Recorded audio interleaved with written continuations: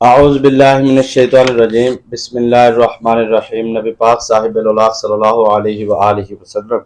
اور آپ کی تمام آل پاک پر ہدیہ درود السلام کا نذرانہ پیش کر لیجئے۔ صلی اللہ علی حبیبہ سیدنا محمد وآلہ وسلم۔ تمام ویورز کو میری طرف سے السلام علیکم ورحمۃ اللہ وبرکاتہ۔ امید کرتا ہوں تمام ویورز خیر و عافیت سے ہوں گے۔ اللہ پاک آپ کے رزق میں، کاروبار میں برکتیں عطا فرمائے اور ہر قسم کے جادو، جنات، اسیب، سایہ سحر اور شیطانی اثرات اور شیطانی موکلات سے اللہ پاک آپ کی مکمل حفاظت فرمائے۔ استغفر اللہ یہ ایسا عزت کا تاج ہے کہ جس بندے کے سر پہ سج جاتا ہے اس بندے کی زندگی میں ہر قسم کی ذلت کو اللہ پاک ختم کر دیتا ہے، چاہے وہ غربت کی ذلت ہو، چاہے وہ تنگ دستی کی ذلت ہو، چاہے وہ فقر و فاقہ کی ذلت ہو، چاہے قرض کی ذلت ہو، یا اسے کوئی معاشرے میں کوئی لوگ ذلیل کر رہے ہیں، رسوا کر رہے ہیں، یا پھر اس کے زندگی کے اندر کوئی اور بھی درپیش مسائل ہیں۔ تو اس کا جو استغفر اللہ کا جو میں عمل آپ کو دینے جا رہا ہوں، اس میں ایک اسم اعظم بھی ہے جو آپ نے ساتھ ملا کر پڑھنا ہے، اور یہ بزرگوں کے مجربات اور مشاہدات میں وہ لاجواب عمل ہے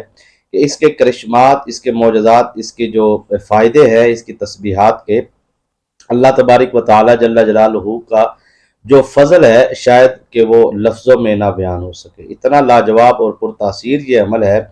جس کو، یہ چھوٹی سی تسبیح ہے، بس آپ اپنے معمول میں اس کو لے آئیں تو انشاءاللہ العزیز جو بندہ کہتا ہے نا میں ہر مہینے تنگ دستی میں ہوں، وہ انشاءاللہ العزیز اتنا اپنے معاملات کے اندر بہتر ہو جائے گا کہ وہ اپنی گھر میں اچھے طریقے کے ساتھ زندگی گزر بسر کر سکے گا، اور اللہ پاک اس کے ایسے غیبی راستے کھولے گا۔ دیکھیں وظائف میں کیا ہوتا ہے، مطلب ایک بندہ کہتا ہے جی میں مہینے میں لاکھوں کماتا ہوں، میں کروڑوں کمانے لگ جاؤں، اور وہ دیکھیں میں وظیفہ کروں رات کو، صبح میں جب اٹھوں تو میں تکیہ اٹھاؤں تو نیچے سے 50 لاکھ مل جائے مجھے، میں تکیہ اٹھاؤں، مطلب ایک سوچ ہے نا، چھپڑ پھٹے گا، دیوار پھٹے گی، ایک بندہ آئے گا، ایک فرشتہ آئے گا، وہ پیسے دے جائے گا، ایسا دیکھیں ایسا ممکن ہے ہی نہیں۔ اب یہاں پہ جو میں آپ کی خدمت میں گوش گزار عرض کرنے جا رہا ہوں، یہ ہوتی ہے اصل میں اللہ تعالیٰ کی ایک غیبی مدد کا سلسلہ۔ تو میں یہاں پہ آپ کو واضح کر دینا چاہتا ہوں کہ اللہ تبارک و تعالیٰ کا ایک نظام ہے، غیبی مدد کا نظام، جو اللہ پاک انسان کی، بندے کی غیبی مدد فرماتے ہیں۔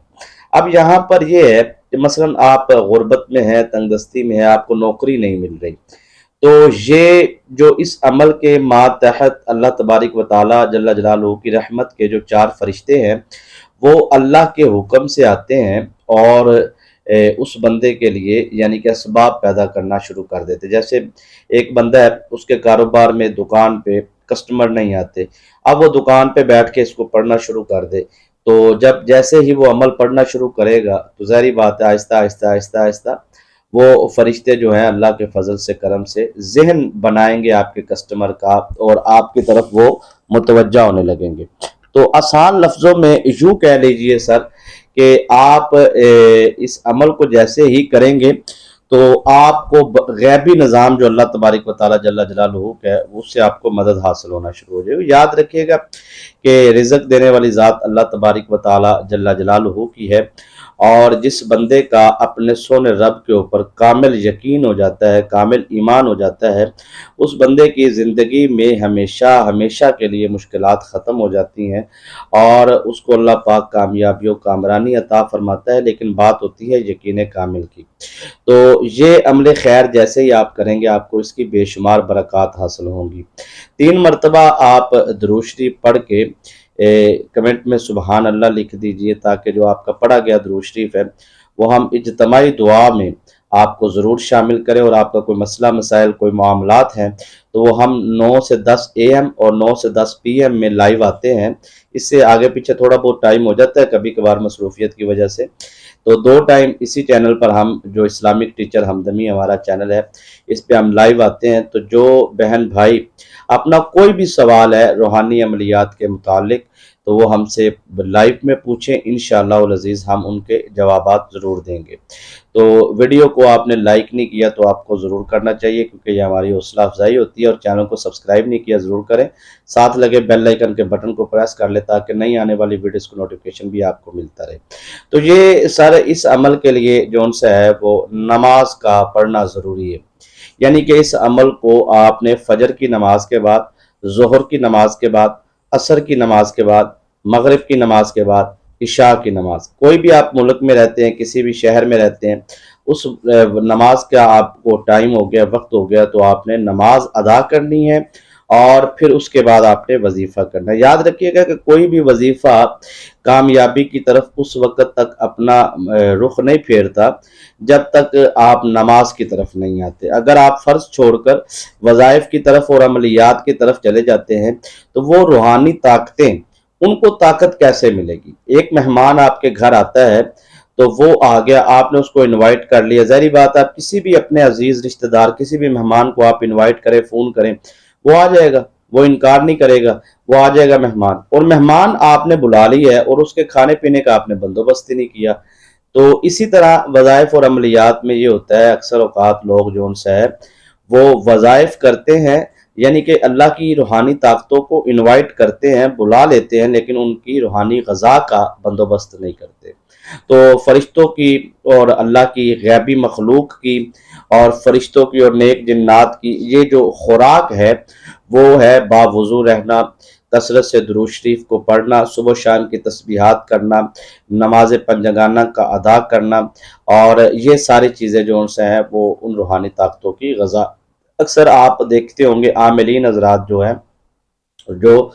شیطانی عاملین ہوتے ہیں ان کی بات نہیں کرتا، ان کا ایک علیحدہ موضوع ہے۔ روحانی عاملین کے اگر آپ قرب میں ہیں، ان کے قریب رہتے ہیں، تو آپ کو معلوم ہوگا کہ وہ نماز تہجد اور نماز چاشت، اوابین، اشراق اور یہ ساری، اس کے بعد 5 وقت کی نماز، اور یہ ساری ادائیگی اس لیے کرتے ہیں کیونکہ ان کے پاس جو روحانی عملیات ہوتے ہیں، اصل میں یہ عبادت، یہ اللہ کی بارگاہ میں یہ ان کی روحانی طاقتوں کی غذا ہوتی ہے۔ تو ان کا ایک سلسلہ ہوتا ہے، اور یاد رکھیے گا کہ اسی طریقے سے آپ کو بھی کوشش کرنی چاہیے کہ آپ وظائف کی دنیا میں اگر کامیابی حاصل کرنا چاہتے ہیں، دیکھیں اس کی عام اجازت ہے تمام بہن بھائیوں کو، لیکن اگر آپ کے ذہن میں یہ ہے کہ اس میں رجت کا تو معاملہ ہے ہی نہیں، آج کل میں جتنے وظائف بتا رہا ہوں وہ رجت کو ختم کرنے والے وظائف ہیں، اور جس عمل میں رجت ممکن ہے اور رجت ہو سکتی ہے، اور اس عمل کے بارے میں واضح 20-30 منٹ کی میری ویڈیوز جو ہے اس چینل پر موجود ہیں۔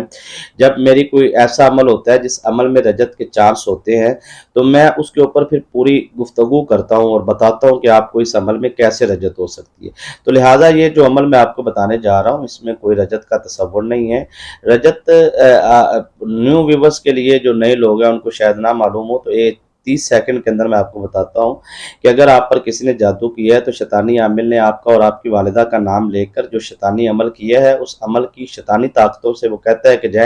جا کے بند کر دیں یا لڑائی ڈال دیں یا یہ وہ، تو شیطانی جنات جو آپ کے گھر میں موجود ہوتے ہیں شیطانی عمل کے بھیجے ہوئے، وہ تعویذات کے ذریعے، پڑھائی کے ذریعے، کلام کے ذریعے، جیسے بھی، تو وہ شیطانی جنات کے لیے جب آپ ان کو گھر سے نکالنے کے لیے عمل کرتے ہیں، کوئی بھی کہ ہم پہ جادو ہے تو ہم یہ عمل کر لیتے ہیں، ہم پہ بندش ہے تو ہم یہ عمل کر لیتے ہیں، تو اصل میں جادو بندش شیطانی جنات ہوتے ہیں۔ تو آسان لفظوں میں یہ ہے کہ وہ جب آپ پڑھتے ہیں کچھ بھی الفاظ، کوئی بھی وظیفہ، کوئی بھی عمل، تو وہ شیطانی طاقتیں جب گھر سے نکلتی ہیں تو آپ کے عمل ختم ہونے کے بعد جب وہ واپس لوٹتی ہیں تو اصل میں اسے رجت کہا جاتا ہے، رجوع ہونا، کسی چیز کا واپس لوٹ کے آنا۔